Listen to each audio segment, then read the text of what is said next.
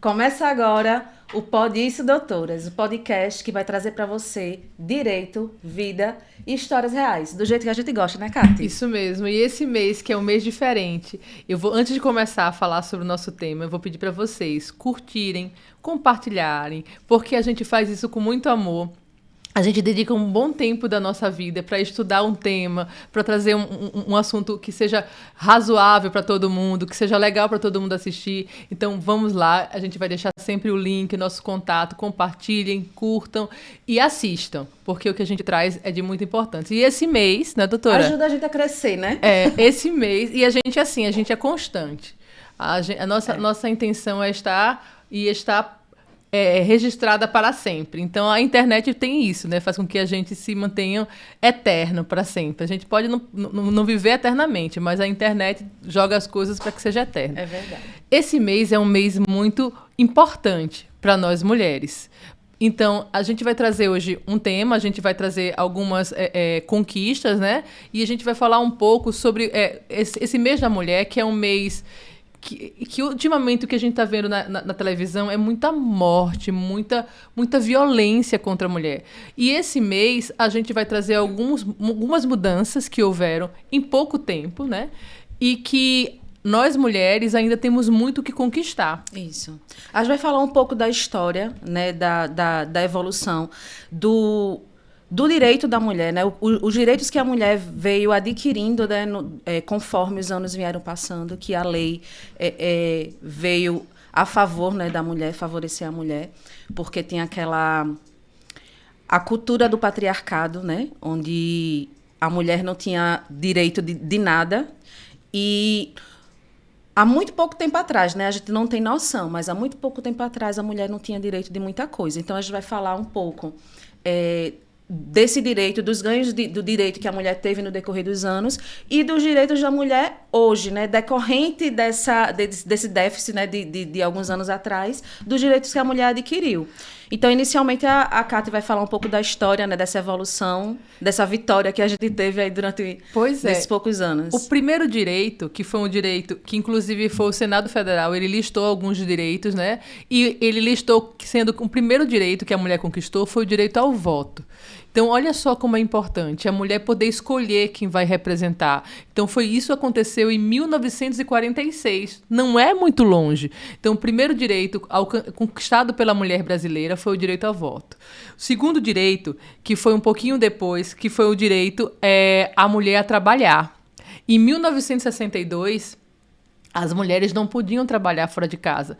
Mas, em 1962, foi feito um Estatuto da Mulher Casada, onde o seu marido dava autorização para que a sua esposa pudesse trabalhar fora de casa. Então, assim, olha só, né? Se não houvesse esse direito conquistado anteriormente, talvez hoje a gente não pudesse estar aqui.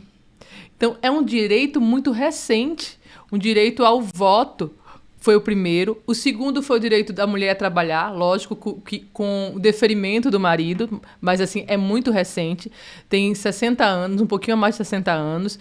Depois, o outro direito foi o direito que a mulher teve a se divorciar, que foi em 1977, né? Que foi a mulher, ela casava e acabou. Não existia divórcio no Brasil. Então, a mulher passou a ter esse direito, o direito ao divórcio. E, assim, foram coisas conquistadas que foram coisas recentemente, são coisas recentes, e a gente utiliza esse direito na nossa vida. E graças à Constituição de 1988, a mulher adquiriu o direito à igualdade, que é o direito que nós temos hoje. Hoje é proibida a diferença de salário por questão de gênero, de sexo, de cor, de raça, de qualquer outra coisa. Graças à Constituição de 88. 88, eu sou de 85. Eu tenho 40 anos, então é mais nova que eu, esse direito que a mulher adquiriu. Tem também a mulher, antigamente, até 2002... 2002, isso mesmo, antes da mudança do Código Civil, a mulher que casasse e o marido constatasse que ela não era virgem, ele poderia requerer a anulação do casamento. Olha que absurdo. Então, sempre a mulher teve restrições, sempre a mulher foi necessária uma autorização. E hoje, mesmo a gente tendo conquistado esses direitos, mesmo a gente vivendo com esses direitos diariamente, nós lutamos todos os dias para continuarmos vivas. E olha que horror, Kati. Eu digo que é um horror, porque no Código Civil tinha a expressão mulher honesta. Né? Em 2005, foi retirado do Código Penal, eu falei Código Civil, mas é Código Penal, o termo mulher honesta. Então, assim, a gente nem imagina, né? Eu nem sabia disso e a gente vai pesquisar para poder identificar. E é recente, até 2005. Até 2005, a mulher poderia sofrer agressões do seu marido, a mulher poderia ser assassinada em questão de honra, para poder lavar a honra do seu marido. Somente em 2006, através da Lei Maria da Penha, foi classificado o feminicídio. Então foi aí que... Não, o feminicídio já foi depois. Foi, no caso, a Lei Maria da Penha que começou a classificar o tipo de crime. Que classificou violência psicológica, física, patrimonial, né? Que aí veio... Que evoluiu. A gente já teve um episódio que a gente falou especificamente da Lei Maria da Penha, mas também é uma lei muito recente que trouxe muitas garantias. Claro que não fez com que acabasse o número de violências e de vítimas, né? De feminicídio e de mulheres, mas eu acredito que vem diminuindo. Mas eu não sei os números hoje, mas eu vi acho que foi num podcast, uma mulher falando, exatamente referente no dia 8 de março, que foi o Dia Internacional da Mulher.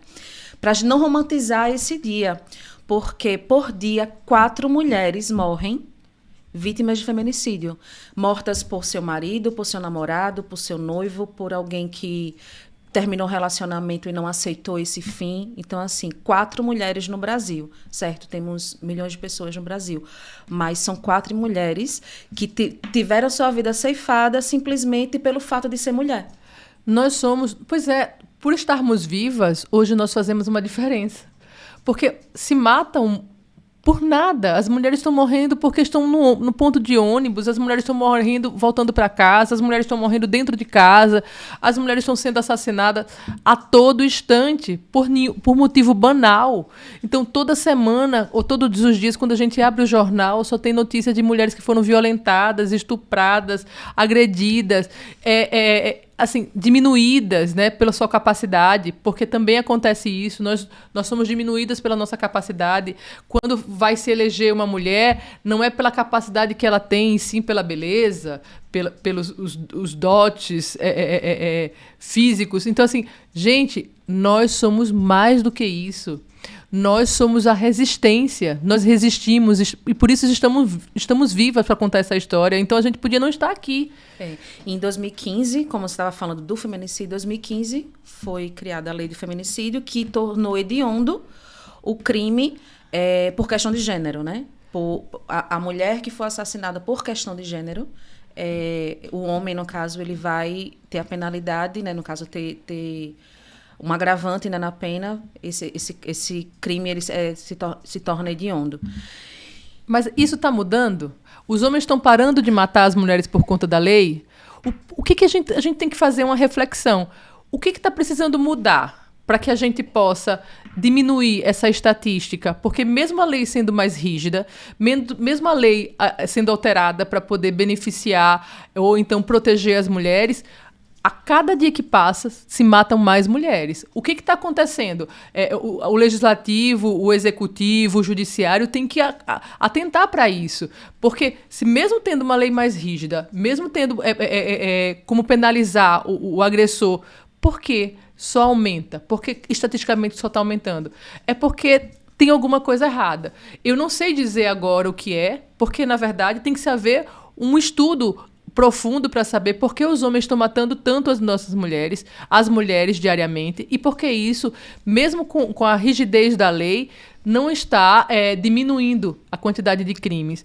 E, assim, além de poucos direitos, e além dos direitos que a gente vem conseguindo, você sabia que somente em 2015 uma mulher teve o direito de registrar o seu filho sem o pai? Isso é um absurdo.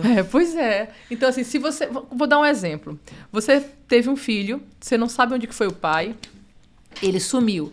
Você chegava no cartório para registrar o seu filho e quando chegava lá, o cartório perguntava como é o nome do pai. Aí você dizia, olha, o pai é esse tal, tal. Então, ele vai chegar quando? Aí você diz, ele vai chegar um dia. Pronto, esse pai nunca chegava. O que acontecia? O próprio cartório, 2510. O próprio cartório, ele entrava com processo, mandava para o Ministério Público entrava com processo para que você tivesse um prazo para indicar o pai daquela criança. Então, a mulher ficava com o registro daquela criança pendente, aguardando o indicativo de um nome paterno. A partir de 2015, isso passou a não ser mais exigido. Graças a Deus. Porque, assim, imagina o sufoco, né? Um absurdo que as mulheres... o tempo todo a gente tem que estar provando. Né? Em 2018, há 8 anos atrás, não é isso? Há 8 anos atrás, foi criminalizado, né? Foi tornado crime o crime de importunação sexual. Nós, mulheres, sabemos muito o que é isso. E eu acho que a gente vivia muito na nossa... Eu vivi, eu acho que muito isso na minha adolescência. Enfim, hoje não tanto, porque hoje a gente anda de carro, hoje a gente... E pela posição que a gente ocupa, eu acho que, às vezes... os homens meio que têm medo, têm receio de... Estão se educando, né? Isso, tem medo de se aproximar. Mas, assim, antes era muito fácil a gente passar na rua e gritarem, ou tentar passar a mão. No ônibus, eu era adolescente, encostarem, né? Isso acontece muito. Tanto é que a gente estava conversando sobre isso, diz que tem linhas de ônibus, não sei qual é o estado, que as mulheres, que facilita, né, o contato entre as mulheres. Como foi que você estava falando, a questão do... eu acho que é uma cidade de São Paulo, que o prefeito de lá, ele está instalando umas câmeras. Sim. Aí ele está instalando umas câmeras nos pontos de ônibus. Então, se alguma mulher está se sentindo insegura, está se sentindo ameaçada, ele tem... É como se fosse uma chamada online. Então, fica uma tela aberta e a mulher pode fazer a denúncia naquela hora, no ponto de ônibus. Ela pode pedir o socorro naquele momento. Eu achei muito interessante. Eu só não me recordo, não sei se é Sorocaba. Até porque elas lá acordam muito cedo, né? De madrugada ainda para trabalhar. Saem muito cedo, 3, 4 horas da manhã para poder chegar, porque é tudo muito distante, né? E é tudo muito perigoso, né? É uma cidade gigante e é muito perigoso. Mas, assim, o que a gente sofre por ser mulher no trabalho, palavras ofensivas... como você falou, lhe diminuem e não acreditam no seu potencial enquanto profissional por você ser mulher. Por mais que falem que não, mas é muito, muito comum a gente estar num ambiente e a gente ser cortada por um homem. Aconteceu isso essa semana, antes de ontem, comigo, numa audiência. Eu fui numa audiência que o advogado era um homem mais velho. E não é a primeira vez que eu estive nessa posição de estar sendo confrontada com um homem mais velho. E por ele ser mais velho, ele já tinha uns 60, acho que quase 70 anos, tinha uns 60 e poucos anos, advogado, mas assim... Ele não me deixava falar. E eu precisava falar, porque eu precisava defender o meu cliente. E aí, por várias vezes, aí eu peguei e disse, doutor, licença, eu posso falar? Não, pode. Eu digo, não posso, porque eu já tentei falar 4 ou 5 vezes e o senhor está me interrompendo. Eu preciso falar, até para que a conciliadora me entenda. Não era nem uma audiência de instrução, era uma audiência de conciliação, mas eu estava tentando conversar com ele, explicar a situação para outra parte, para ver se a gente fazia um acordo, e ele não me deixava falar. Ele me interrompia o tempo todo. E isso acontece frequentemente. E eu me sinto extremamente incomodada quando isso acontece, porque eu sei que isso é uma questão cultural, porque isso é uma questão porque a mulher vai falar bobagem, não sabe o que fala, não entende o que está falando. Isso é comum. E, tipo, não é porque é uma mulher que você sabe menos, né? Pelo contrário. Inclusive, é bom que as pessoas fiquem sabendo que na OAB de Alagoas já somos maioria, já somos mais mulheres advogadas do que homens. Pois é. E no Brasil também, já somos mais de 50% de mulheres. Isso existe por um motivo. Por competência, por capacidade. E somos mulheres que temos jornada dupla, tripla, somos mães, somos dona de casa, mulher, tem marido, cuida de tudo, né? Muitas mulheres trabalham, têm filho e tem que dar conta de tudo. E dá conta. Eu vou até falar uma coisa que eu estava falando com o Bruno. O Bruno, antes da gente começar, eu estava falando para o Bruno que eu tenho vergonha às vezes, de reclamar na internet. Dizer assim, olha como eu estou exausta porque eu trabalhei. Sabe por quê? Porque tem muita gente que não tem essa oportunidade. Tem muitas mulheres que estão em casa, que ainda estão estudando, ou que estão tentando estudar, que estão tentando trabalhar, que não têm essa oportunidade ainda. E não é diferente da minha jornada. Pelo contrário, as jornadas, às vezes, delas são piores do que as minhas. Os 24 horas delas é diferente do meu. Porque hoje eu tenho os 24 horas com certo privilégio. Eu tenho carro, eu trabalho próximo do meu trabalho, eu sou dona do meu negócio, mas tem muita gente que não tem essas 24 horas. Então, assim, reclamar é muito difícil para nós mulheres. A gente dá um jeito. Então, nós somos mulheres de dar jeito, de consertar. Então, a gente não é mulher de reclamar. A gente vai com a dor mesmo, com a coluna doendo. A gente escuta o homem nos interromper, a gente engole, mas a gente rebate. A gente não se cala.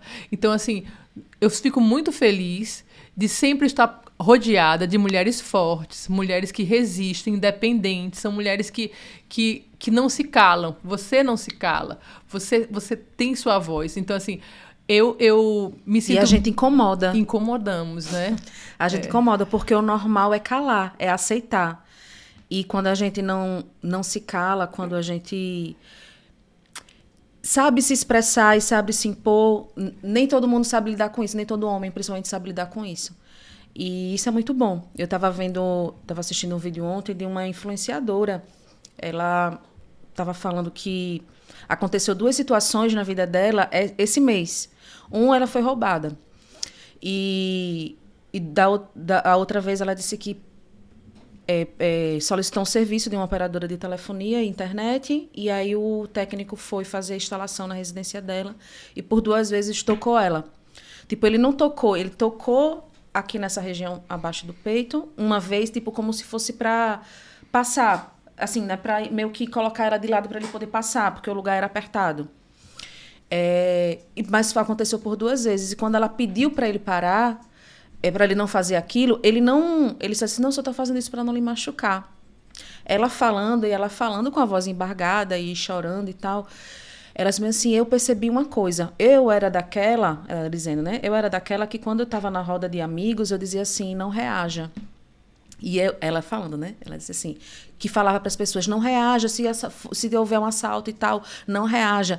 Mas ela disse, eu percebi que eu sou a que reage. E as pessoas, quando ficaram sabendo que eu reagi ao assalto, que eu peguei, ela disse que pegou o celular e jogou lá longe. E nesse dia ela pegou, empurrou ele e disse, não, sai da minha casa, o serviço está cancelado. Ela percebeu que ela não era aquela pessoa passiva que ela sempre dizia, não, né?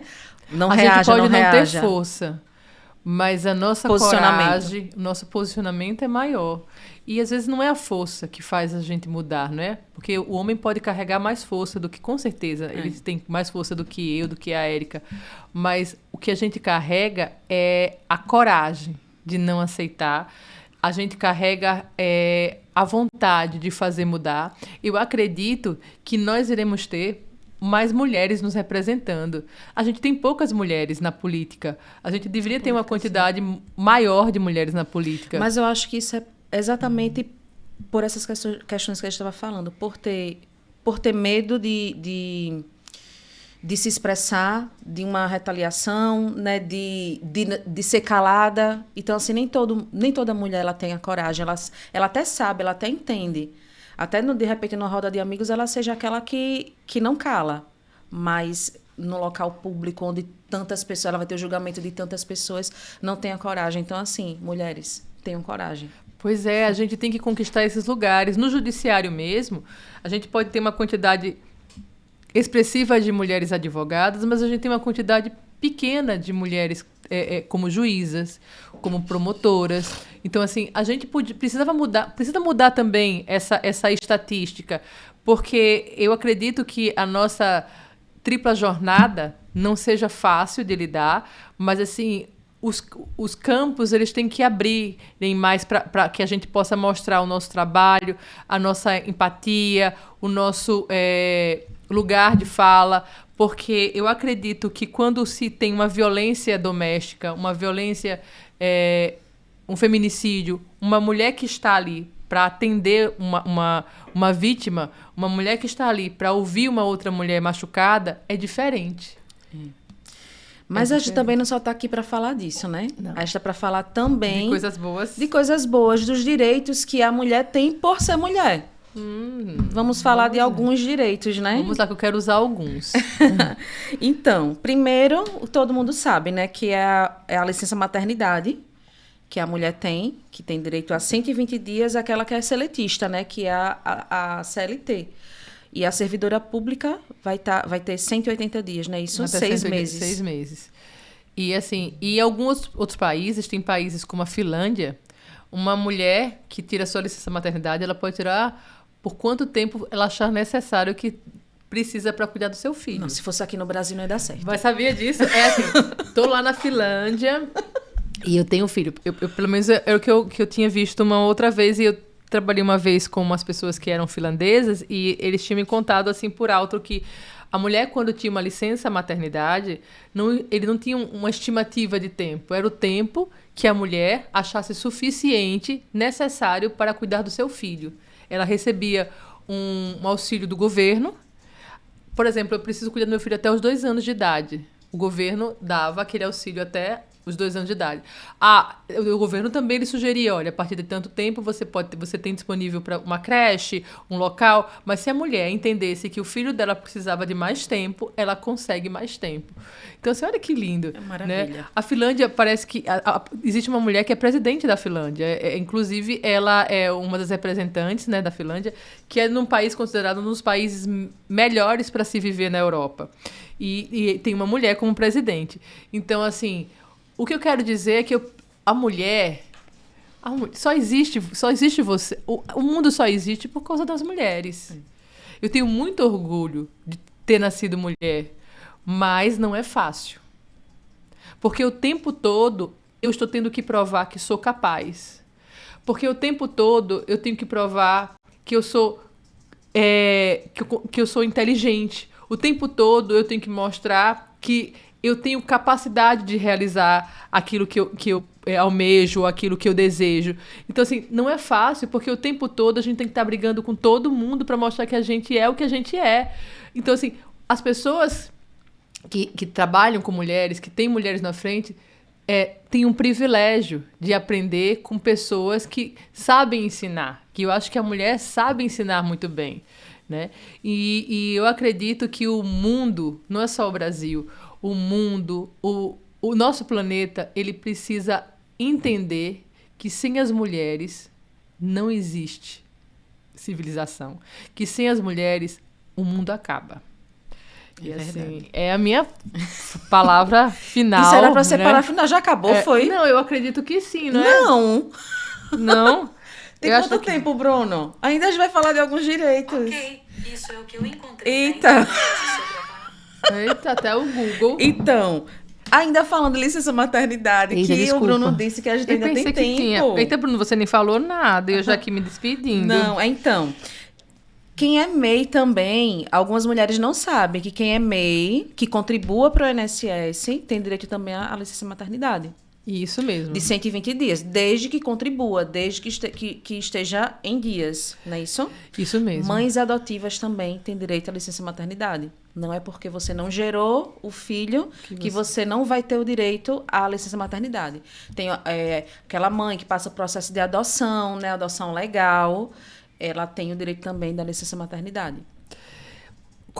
Eu vou fazer agora uma pergunta. Érica, qual foi a maior dificuldade que você enfrentou na sua vida por ser mulher? E qual foi a melhor vantagem que você tem na sua vida por ser mulher? Eu vou falar a vantagem. Primeira vantagem. Não, eu vou falar a vantagem. Eu acho que a minha personalidade, ela me ajuda muito e me ajudou muito na minha vida. Eu trabalho desde muito jovem.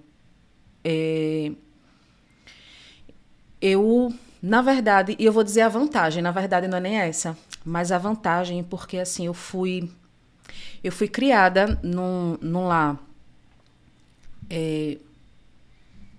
vamos dizer, eu fui criada num lar machista, mas o meu pai me ensinou a ser uma mulher independente. Olha que bonito. Apesar disso, ele me ensinou a ser mulher independente. Ele me ensinou que eu tinha que trabalhar, que eu tinha que ter as minhas coisas, que eu não podia, que eu não devia depender de homem nenhum. E isso me instigou a nunca depender de homem nenhum. Então, esse foi meu privilégio, esse foi a minha vantagem. E a dificuldade... A maior dificuldade foi exatamente nos ambientes de trabalho. Porque nos ambientes de trabalho, na grande maioria deles, eu fui desvalorizada ou descredibilizada. Tipo assim, não tinha a credibilidade que eu merecia ter. Até eu me impor e chegar a conquistar.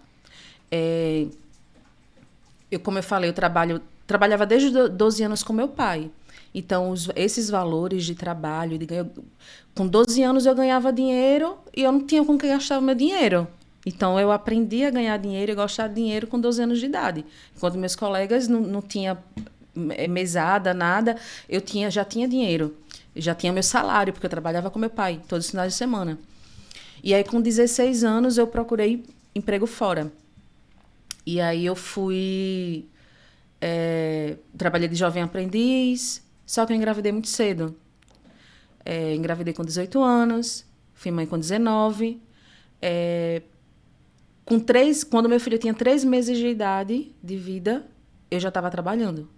E eu não estava trabalhando, eu não tive licença maternidade, porque eu não estava trabalhando quando eu engravidei.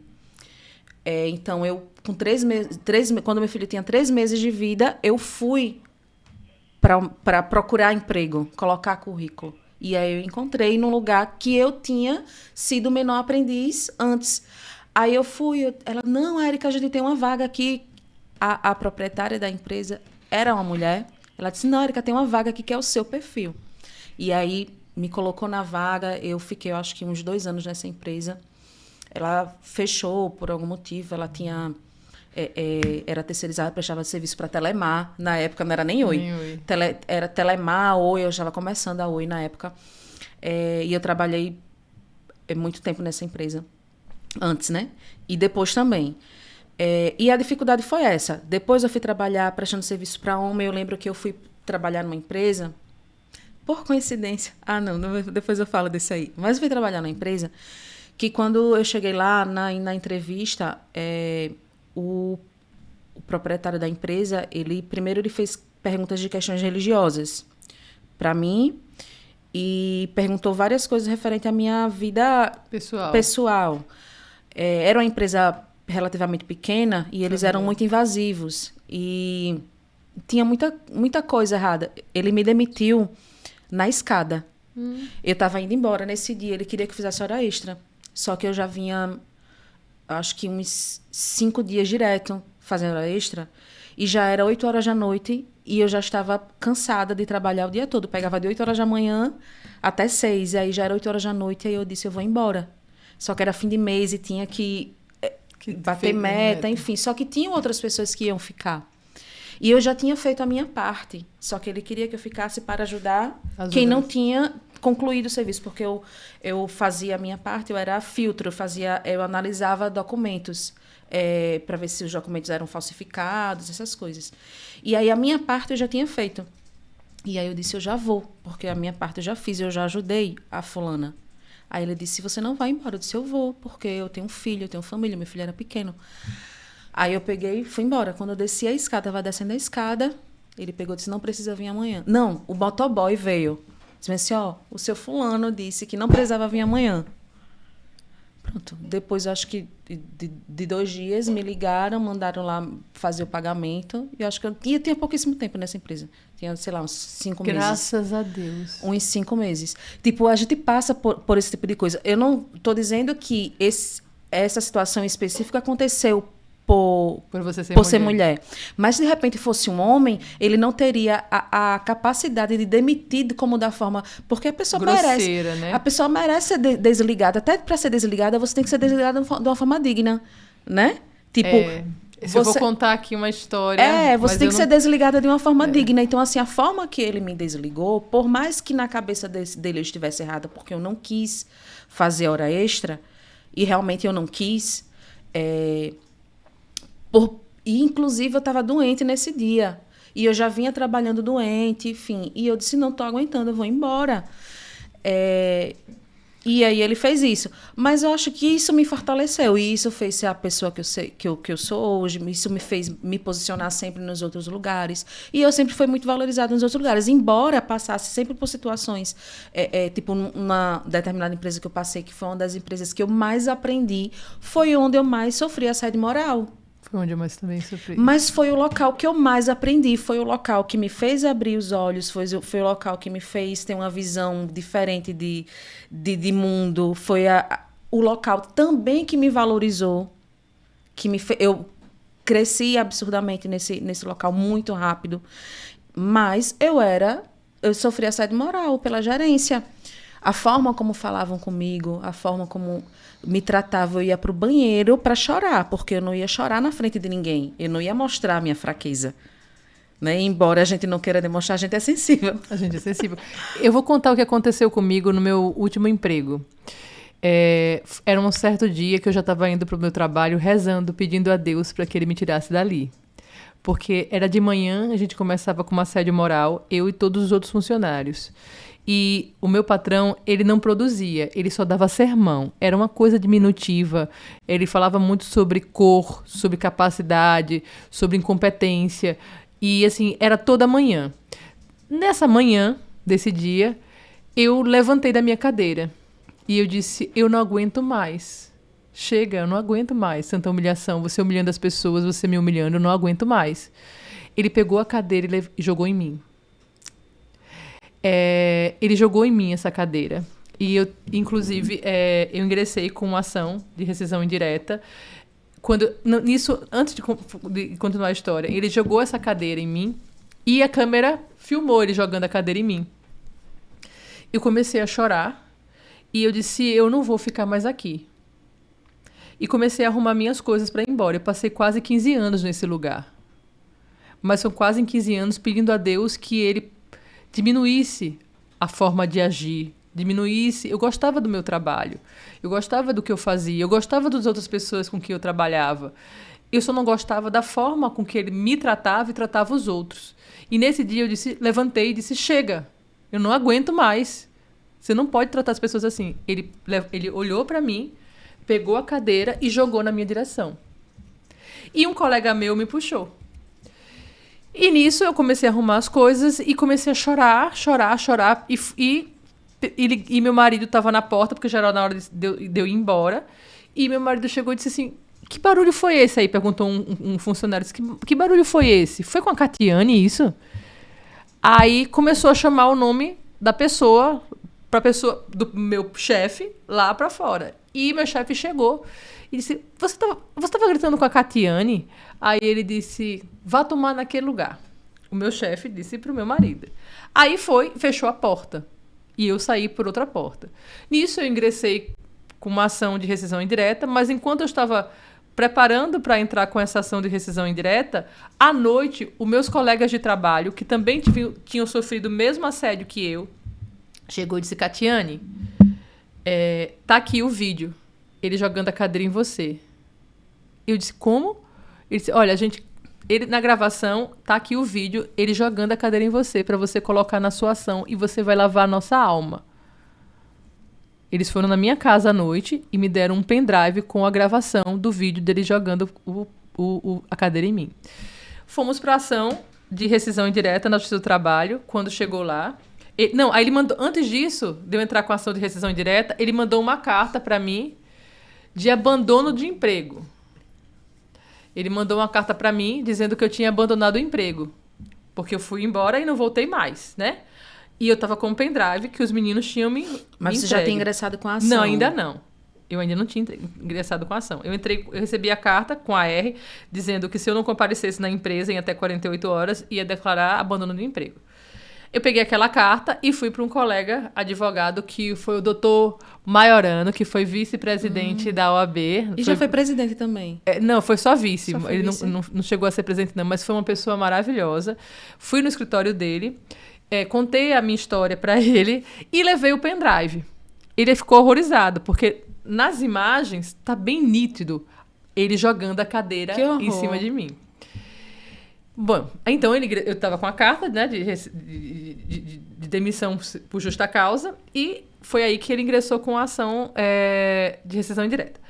No dia da audiência, o doutor Maiorano, ele colocou as imagens printadas do vídeo.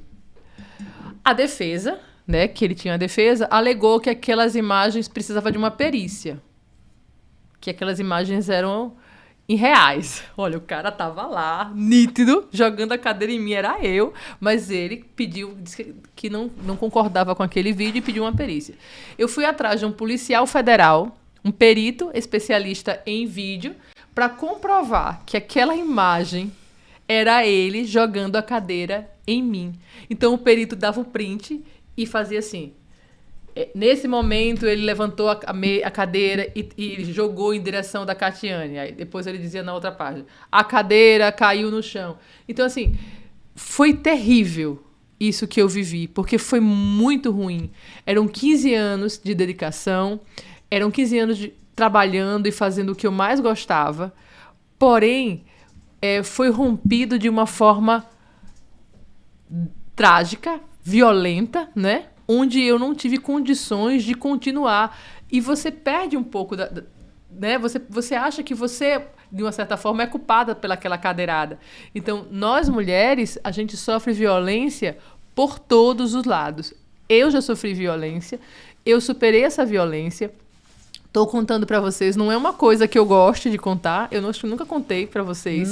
Não é uma coisa que eu gosto de contar, porque eu tinha orgulho do meu trabalho, mas infelizmente a gente está a todo tempo, todo instante, tendo que conviver com pessoas desequilibradas, pessoas que não têm capacidade de lidar com o ser humano e passam a ter empresa. Então, assim, fiquei feliz por essa cadeirada, porque graças a Deus eu rompi 15 anos de trabalho de um lugar que eu estava, né? E isso não me barrou, isso não me fez desistir. E você está aqui hoje, né? E eu tô aqui hoje, e eu nunca desisti. Eu continuo não desistindo. E é isso. É isso. A gente trouxe umas pautas, só que a gente não falou nenhuma delas, né? A gente falou dos direitos, mas né? não falei nem um terço da metade. Mas a gente falou dos direitos. Mas a gente vai fazer o quê? A gente vai trazer um outro dia. Não, a gente vai trazer em outro dia, a gente vai trazer essas pautas que a gente ia trazer, que a gente ia falar hoje, que não deu para falar, que a gente falou mais da nossa vida pessoal, né? E aí já chegou o tempo, o Bruno já tá na porta. Para concluir, e aí eu quero que você dê uma mensagem final pro pessoal. Olha, a mensagem que eu quero deixar é que todas as mulheres saibam que nós não temos força, mas nós já somos a fortaleza. Que a gente não desiste, a gente continua, a gente cai, a gente levanta e a gente vem aqui para dar o nosso relato e sempre melhorar. A gente está aqui para acolher, não é para julgar. E que amanhã tenho certeza que vai ser melhor. E é isso. Feliz Dia das Mulheres, feliz ano para as mulheres, feliz vida para as mulheres. Que Dia das Mulheres não seja só no dia 8 de março, que seja todos os dias do ano, não é isso? Isso mesmo. É isso. A gente fica por aqui. Até a próxima. A gente vai separar algumas outras pautas, mas no próximo episódio a gente vai trazer uma convidada, a gente vai falar ainda sobre o tema do mês da mulher, né? Mês de março, né? Mês da mulher. A gente vai continuar falando das mulheres. Isso. Um beijo grande. Beijo a todos. Até a próxima. Até a próxima.